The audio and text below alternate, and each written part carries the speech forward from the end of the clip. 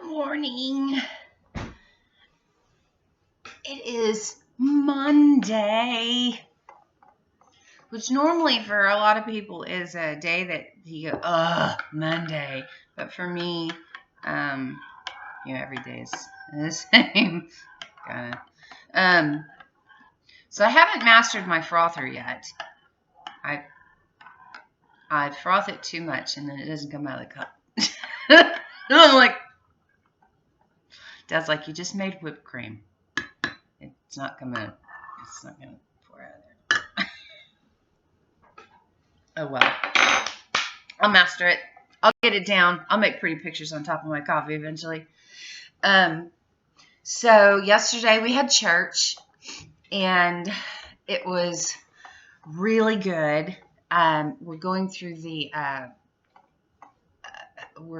a chronological 1-year plan of reading the Bible, and so he's doing the sermons on that, and he's just a really good pastor. I mean, he has a really good way of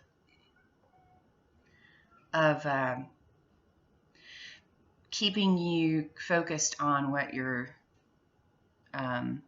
listening to and hitting you in the heart where you need to be. I don't know. It's just, he's a really good pastor. So have you ever, the Texas 46 radio station, the country station, not the rock station, plays Pastor Ray's sermons at 10 o'clock in the morning, Central Standard Time, if you ever want to listen to his messages. But he's just really good. He's just really good at what he does. He's a good talker. It was funny because they had me. I think they had the wrong mic, or didn't know which mic was mine or something like that. So I was cranked up pretty loud when we were doing our stuff, and so Will said, "The Shannon of 2020 is loud." I thought that was funny. That was the funny saying of the day. It is probably, I can't see my Alexa. Alexa, what's the temperature outside? Right now, it's 60 degrees Fahrenheit. 60. Today, expect a high of 74 degrees. Okay, so 60 isn't bad. She did off before I could say thank you. I have her set so that I can say thank you, and she says anytime, or whatever, Anyway, so every day this year is going to be a fly by the seat of my pants day, I think. I don't think I'm going to make big plans when it comes to my chores. I don't think I'm going to do it. I think I'm just going to hand it over to God and see what happens. Because I make plans, I don't do them, and then I go, well, you idiot, you didn't do it. And so I'm not going to do that. I'm going to, I know, Greta wants cuddles. Come here, baby. Oh, he's really not doing great. He's now having pain when he potties. So, right? Yeah, it's okay. Anyway, so like when he goes, he makes the sound like they do when they're gonna throw up. That the owie sound. So anyway, we're just, he's a sweet boy. He just getting old. Just getting old. And so,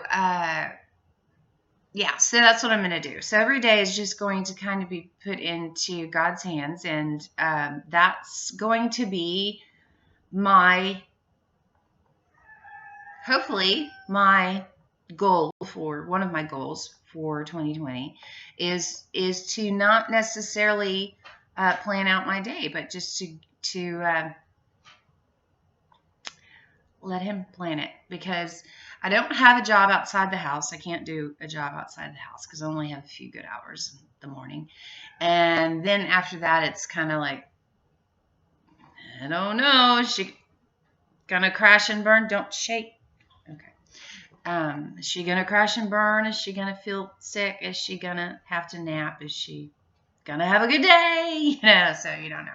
Anyway, but the first few hours of the morning are good for me. I get probably a good solid 3 good hours. And then it is just like, I don't know. So in that 3 hours, maybe, I don't know if I use up all my spoons in those 3 hours or what the deal is. But anyway, I get a good 3 hours. Most days I get a good 3 hours. And then after that, it's just, I have no idea if I'm going to crash and burn. I feel really good right now. I'm doing great right now. And then a couple of hours from now, there's no way of knowing what's going to happen. If I'm just going to all of a sudden just get really sick and then that's it for the day or whatever. It's just really frustrating. I have a few tricks that I can do. One of them is I have that green juice, that Bolthouse Farms green juice. It's kind of like naked juice. And it's the green one, not the kale one. Oh, kale one's nasty to me, but it's the green. The naked juice has a kale one. It's nasty.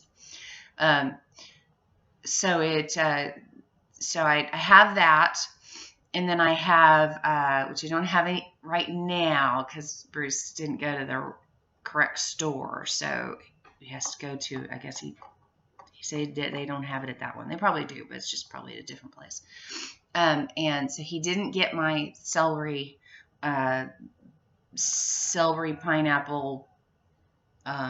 cactus one, and that one really is the one that, those two together, mixed together, it really can give me a few more hours. But if I eat, I'm down. If I eat, I crash and burn. I'm tired.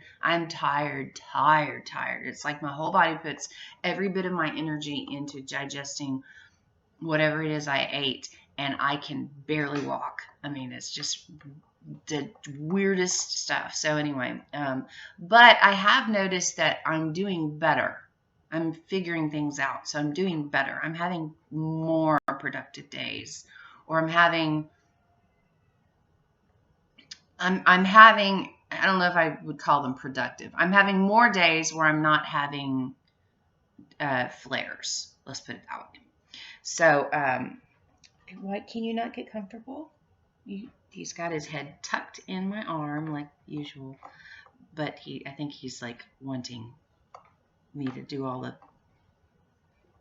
no, not right now, because I always on him. So I have my coffee with my turmeric and my cinnamon and my clove in it and my chocolate in it. The turmeric gives it a little bit of a taste, but the turmeric is really, really good for keeping me from inflammation. Because like you can even tell, like this necklace, usually I can't do this because I've been drinking my turmeric, so my thyroid the swelling has gone down. So this necklace is not like choking me like it would normally. It's just kind of sitting there. So that's good. I mean, that's, it's just really weird how things work.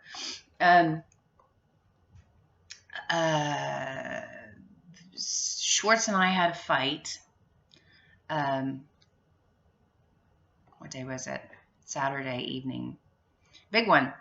I haven't had a big fight with him in a long time. I haven't yelled like that in probably a couple of years, but I lost it. And we have a lot of pressure on us right now. There's a lot of, we're in our down season, and down season's rough because there's, the grass isn't growing, there's not a lot of work, and that's his job. That's his main paying job, and when the down season hits, if there's nothing to do, you know, and he has he has more bills this year because of things he bought for the radio station and stuff, and so it's frustrating. But it was really the argument was about we wanted to go to look at these Christmas lights. It was real important to him that we go see these Christmas lights, and it was important to me too. I wanted to go too, but we hadn't been able to go, and he just walked past, so he's hearing me say this. So we hadn't been able to go, and just as we were about to leave, he was going to get a phone. He was going to take a phone call, and I got really upset because I was like, "You're going to take a what?" And so I got upset. So I got mad and then, but I didn't fuss or yell or anything. But then at some point, my son kind of felt the vibe, and he was like asking some questions, and I said, well, Dad's just frustrated in himself, and he's frustrated in me, and because I'm upset with him. And he goes, well,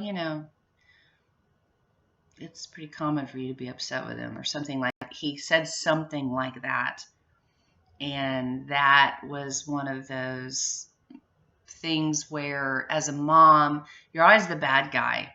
Well, not always. In a marriage where you have where you're the disciplinarian, and dad is the easy one who is like, let him get away with it, type stuff. You end up being the bad guy a lot.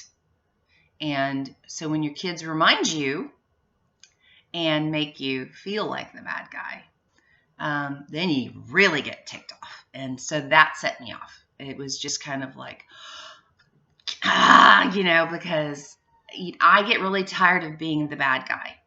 I'm really easygoing. He's easier going. So somebody has to be the bad guy. And it's me.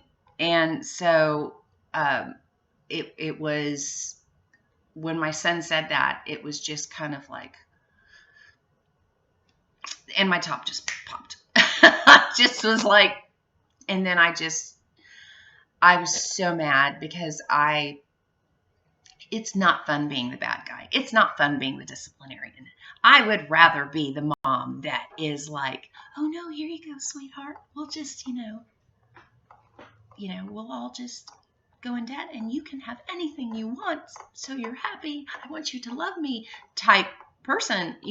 I can't, but I'm not that. I had to be the disciplinarian. I had to be the one that cracked the whip. And while he was going, oh, but mom, that's, you can just let that one go, type thing. And I would be like, no, you can't let it go because we have to be consistent parents. And, so, yeah, so it was just, so when my son said that, it set me off. And so when he left, I was just like, and if you're a mom, you know exactly what I'm talking about. It's that, my husband's a sweetheart. He really is. But he was going to take a phone call. And it was like, no, this is family time. We're doing something for the family. And you're going to take a phone call? And we're all like getting ready to leave, and so you're going to take a phone call and go work on the computer, and it was kind of like, so I'm thinking, oh, well, the phone call must be like must be an interview from like Rush, no, it was just somebody who was going to talk him through some program and help him work. And I was like, so it wasn't even that important of a phone call. It could have been done at any time, and so, yeah, so I was mad. And then when Justin said that, I blew my top. So, and, I don't do that very often, but it definitely shows the tension that is in the house right now. The tension that of, it's there's so much, taxes and bills and, just all this. When your kids right now, the millennial kids right now that everybody gives such a hard time to, they can work great jobs, but in this town, they can't buy a house. They can't live in an apartment by themselves. They can't. It's not affordable because the apartments here are $1,400 a month for one bedroom. And that's just ridiculous, And so we have our kids living in our rent houses. We have two houses. We have our original house and my father-in-law's house, and our kids live in those houses, and they live in them, and there is really no income that comes from them. They just basically, live in them, and they pay what it is to keep the house there. And so it's rough for us. It's hard for us, because it's just a lot. It's just a lot. The world is not, it's not where it should be for people right now, for young people right now. They go to school, they get their degree, they have the debt of the degree that they have to pay for. They can't afford a home because they're trying to find a job that has to do with the degree. They can't find a job that has to do with the degree. So they're working wherever they can find a place. And, my son works at the bank and he makes good money. But he cannot, there's no way that he could afford to live just, it just makes no sense. Anyway, so that's, it's frustrating. And so we all kind of live paycheck to paycheck, and it's hard to do. And it's extremely frustrating because it shouldn't be that way, because we all work very, very hard. Here I had a garden, grew my own vegetables, have my own chickens. I was, in a sense, self-sustaining, just because this is like a homestead here. I was self-sustaining. What I was doing was making up for part of, I was feeding us for free, ish. And, the chickens need feed, but, it was a lot of work. It's hard to do. And, anyway, there is no, especially with all of the people who are having autoimmune disease and stuff, and you go out and you get a job, and all of these ladies, I'm on a autoimmune website, all of these ladies are losing their jobs because they can't work. They can't, there's not enough sick days for someone who has fibro, who's having a flare every, so often or whatever, or who only has a few hours in the day that they're feeling good. So it's extremely hard for people to get a job and keep the job. It just doesn't work, And I have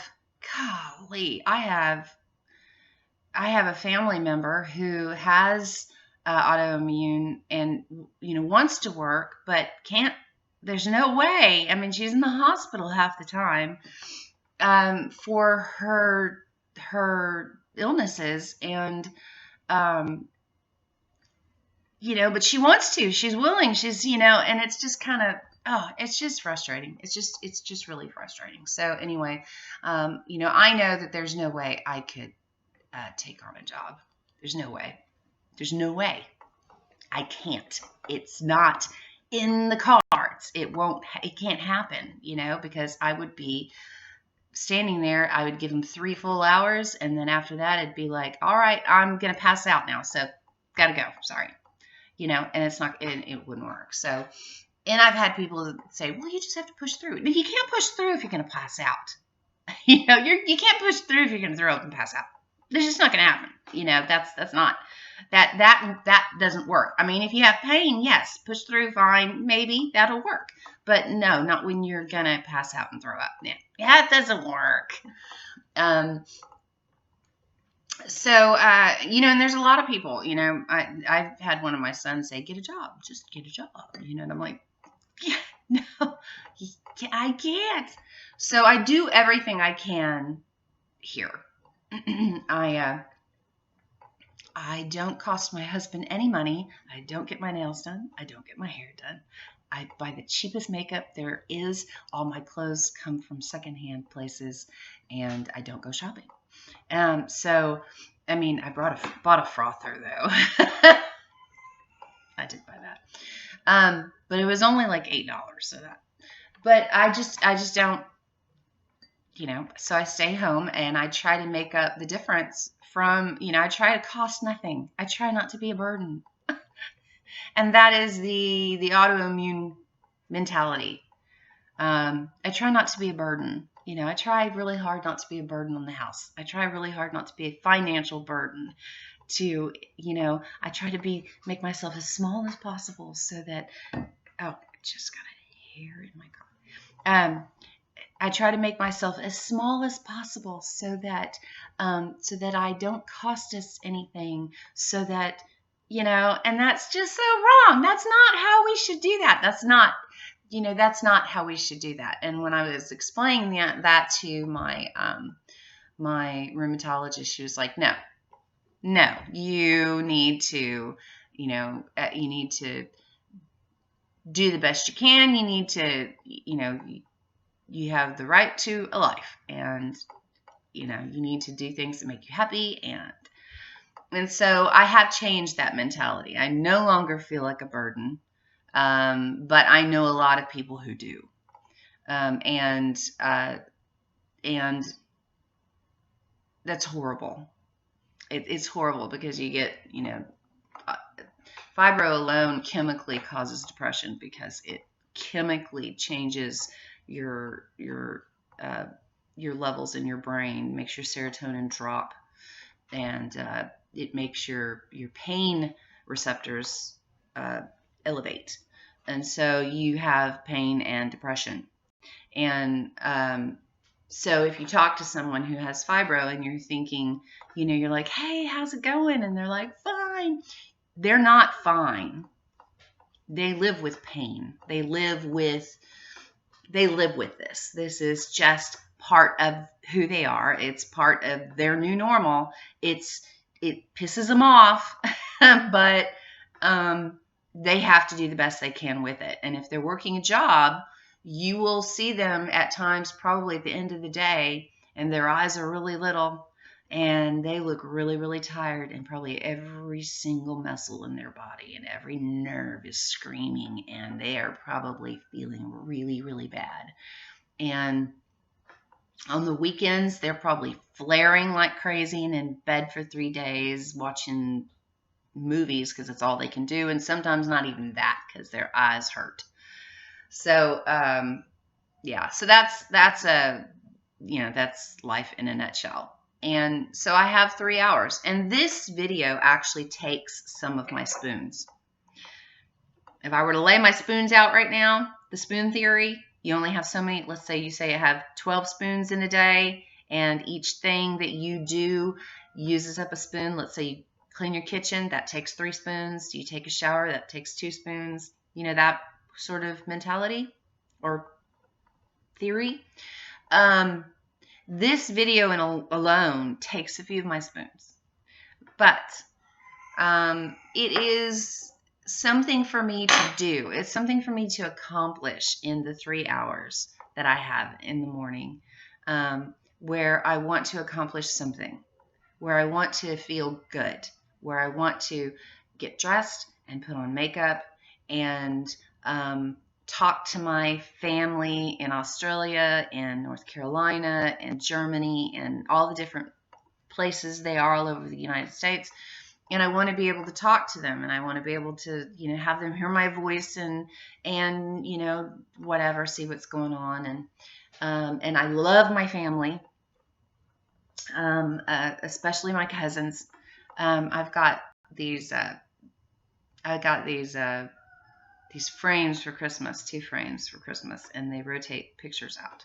And the pictures that I put on there are of me and my cousins when we were little, and me and Big Daddy, which is my grandfather, and my dad and Frank on a four-wheeler, what do you call those? Little, anyway. Just, I mean, these pictures that make you smile, these pictures that you look at and you go, oh, that's just so cool, And so I have 2 of those, and they rotate through the day. And one of them's on my, next to my bed. So when I put my makeup on, I get to see these pictures of me and my cousins in our little tutus and stuff, getting ready to, do a dance, figure out something, And we're like, 7. And there's several pictures of me and my cousins in there. And it makes me feel good to see them. So, and those aren't very expensive. So if you feel like doing something like that, it's kind of neat. You have to go back into your old pictures. You got to find those pictures that make you feel good, pictures with your grandparent, or, I had, Big Daddy was my grandfather, and he didn't want to be called Grandpa. And so, there was some character on some movie named Big Daddy, and they decided that was going to be the name that he was going to be called by the grandkids. But everybody called that, after that, everybody called him Big Daddy because it was extremely fitting. He was a very big man, very tall man, and then he became diabetic, and then he became kind of a big, tall man. And he was very proud. And he was very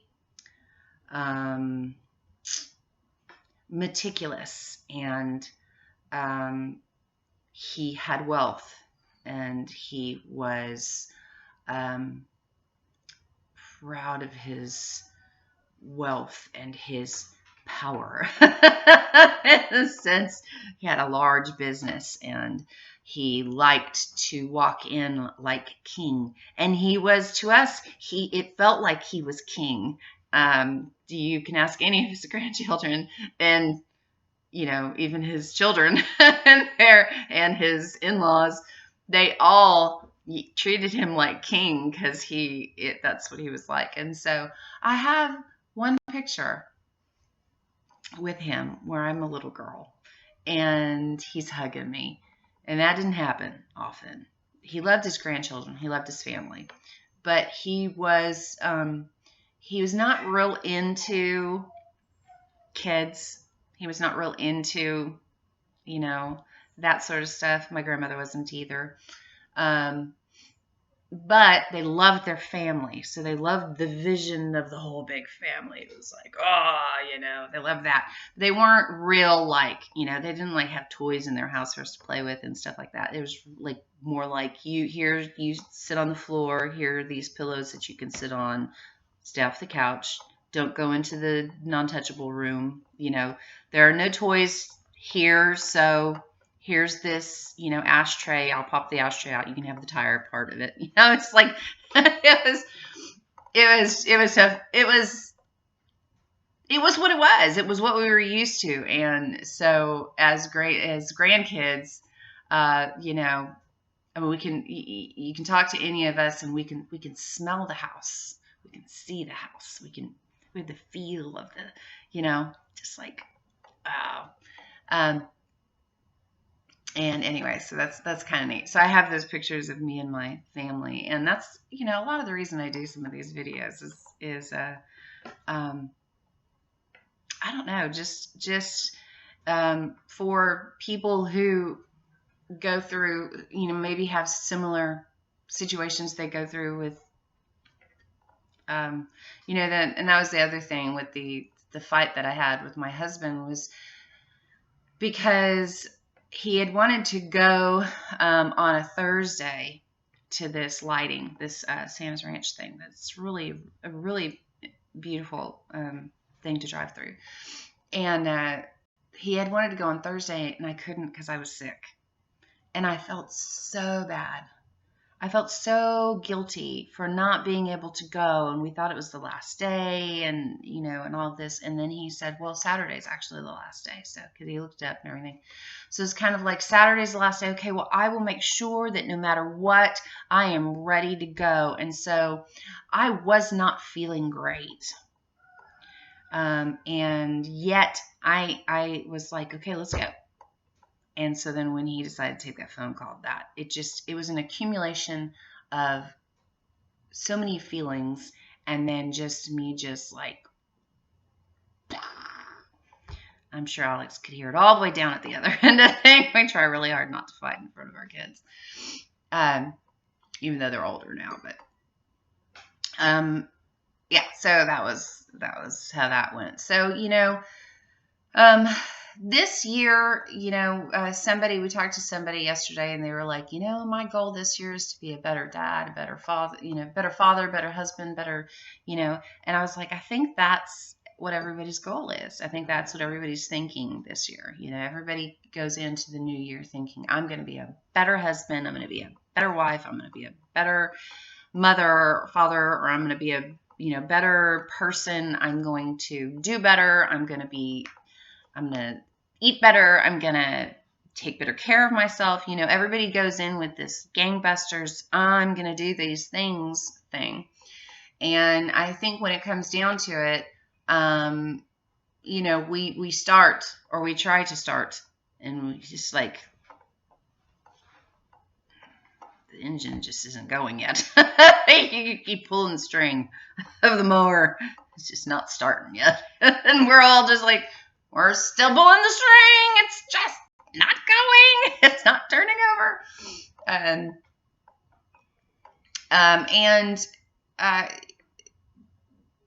There was something else I was going to talk about too. What was it that I was going to talk about?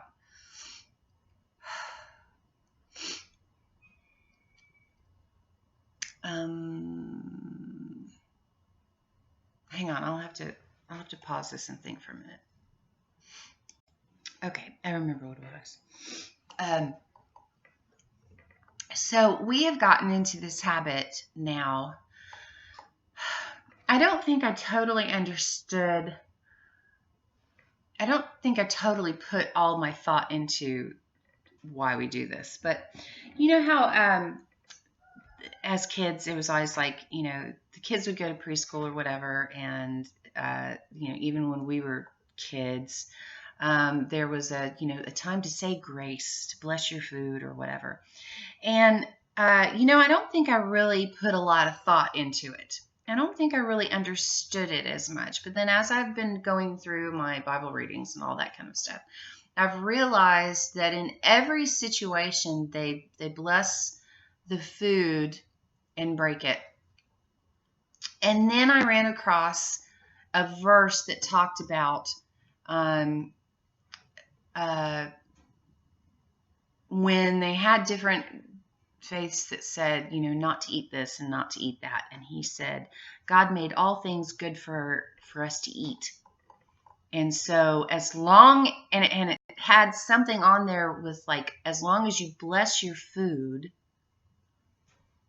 it is good for you to eat. Or something like that. And I thought, you know what? There's all of us that sit here and we eat without thinking. You just eat this, eat that, eat a burger, eat fries, eat, whatever it is, whether it's healthy or not healthy. If you bless so what Bruce and I have started doing is when we bless our food, which we weren't doing, I haven't done. And when we did, it was just the standard, come Lord Jesus, be our guest, and that sort of thing, or the Catholic one, which is the bless us, O Lord, and these I give, so that one. So instead of doing that, we have our food in front of us, and we say, God, please bless this food, that it would nourish us and help with our healing and not harm us. And so that's been our new thing. And it's kind of like, maybe that's why they bless the food. Because if you bless the food, it actually goes towards your body in the correct way. I mean, why would they bless it? Why else would they bless it? Just to bless it, just to say thank you? I think there's more to it than that. So anyway, it's just something to think about. If you're somebody who is who believes in God and you have that whole faith thing, believing all the things that come along with God, with angels and whatever, like there's parts of the Bible that say, you never know if an angel is going to be at your door. And, you kind of think back and you're like, have you ever had that situation where somebody came to your door and they just felt weird, different, and they didn't want anything? I have had that. There's a set of 3 people who came to my door one day. And I just assumed that they were like Mormons or, whatever. And it was so interesting because the guy that, or I don't know if he was the main person, he was actually supposedly a visitor. It gives me chills when I think about it. I had just read the verse in a Bible study. And I get a knock on the door, and when I open the door, there's a man, a lady, and then somebody else behind the lady, and I can't remember the third person. But the man, he looked like the man from the wizard from the Wizard of Oz. The man that says, "Pay no attention to the," Okay, well, my great grandfather also looked like that, and so 2 and 2 now. But I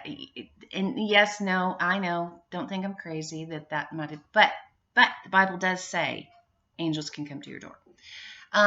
So anyway, this man and then this lady with a bun and a nice little dress, neat little dress, very sweet people, didn't want anything.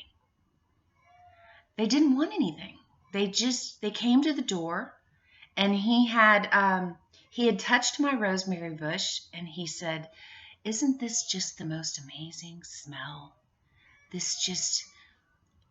he was talking about my rosemary bush. And so I'm talking to this man, and he's so sweet, and he's asking me if I believe in God, and I said, yes, I do. And he's just talking to me, just full of baloney, talking to me, smiling, just the most, I felt like I was mesmerized by this person who was standing in front of me talking to me. And I looked at the other 2 people, and they're just smiling, just really, really kind people. And I said, and I asked him, I said something, and he said, well, no, I'm just here to visit. I'm just a visitor. I don't live here.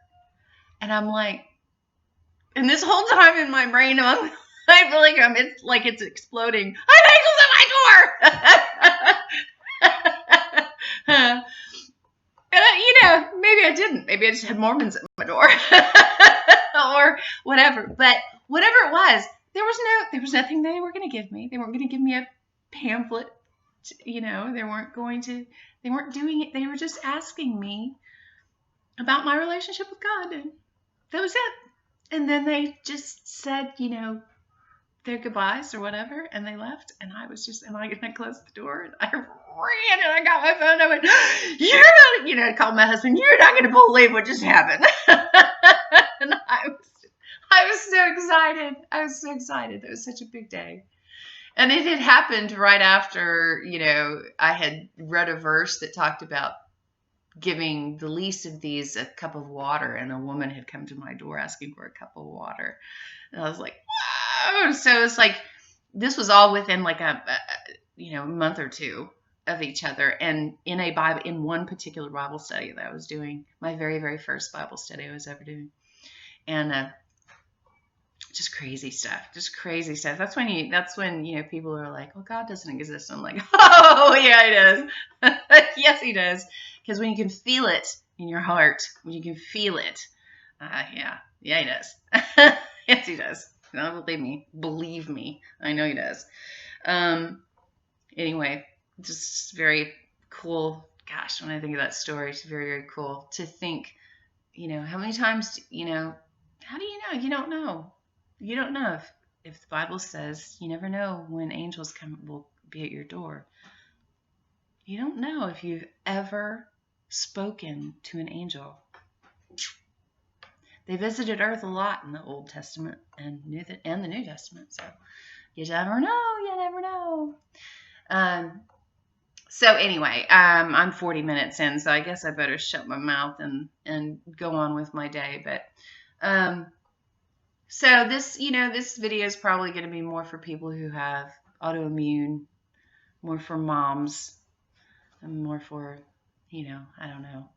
Might be boring for some people to watch, but it's what's in my heart for today. So I go with God and let Him tell me what to say, and there you go. Sorry if you're not someone who believes in God, but I do, and it's a huge part of who I am. So it just kind of is going to bleed out into everything. It's just going to be there. So you just have to put up with it.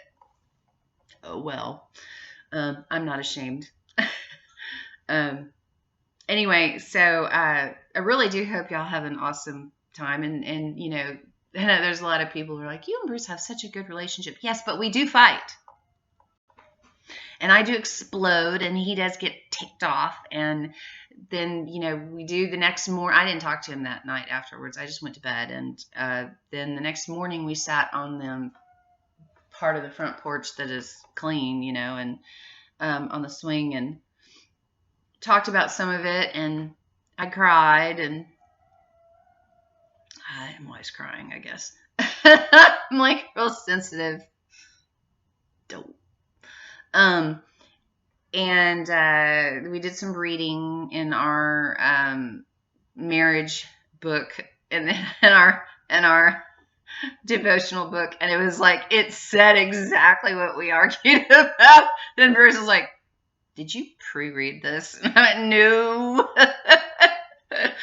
Anyway, so it was, and then we went to church, and it was like, and he went, good heavens, lady. He was like, talks about I'm like, when you're sitting at church and all you're doing is looking at your husband. Pastor says something and you go, or then all of a sudden you feel him kind of look at you and you go, or he squeezes your hand. Anyway, so you guys have an awesome day. And if you do want to listen to Pastor Ray's message from yesterday, you can go to, there's an Oakwood, New Braunfels. They have a Facebook page, so you can watch a live video of the whole message. Or you can get the app. They have an app also. It's Oakwood, New Braunfels. Oakwood NB, I think, is what it has. If you look that up, I'm sure it'll take you to the app or whatever. But you can go to the Facebook page and you can watch the sermons, the full sermons on the Facebook page.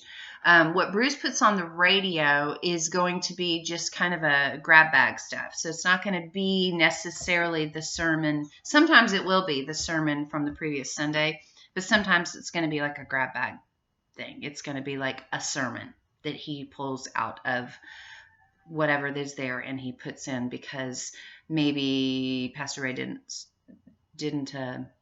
put in a message, or maybe Pastor Ray didn't do the message that Sunday, or maybe the file was not ready for him to download, or something like that. So anyway, so you can listen on Texas46radio.com. That comes with an app and all kinds of stuff for your phone. At 10 in the morning, Central Standard Time, on Sundays. And you can also go to Oakwood NB Facebook page. It's something like that. It's Oakwood Church, New Braunfels. You can look it up. I'm sure it'll take you to it. And they have like the full live thing there. You just kind of scroll down till you just see it and then click on it. And he really is. You can skip through the music if you don't want to listen to the music part of it, and just go straight to the message part of it, or whatever you want to do. But he really is a great pastor. He's really good at what he does. So anyway, you guys have an awesome day. And I hope that your New Year is going well. And if you have New Year's resolutions or goals, don't give up on them, even if you haven't, if you've already blown it. Don't give up. If you're trying to do the Bible in a Day thing with us, if you want to do it with me, all you have to do is,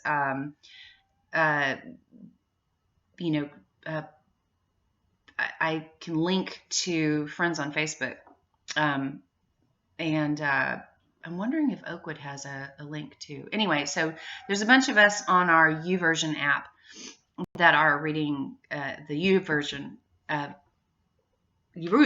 version instead of reading the actual book paper. We're doing the digital one.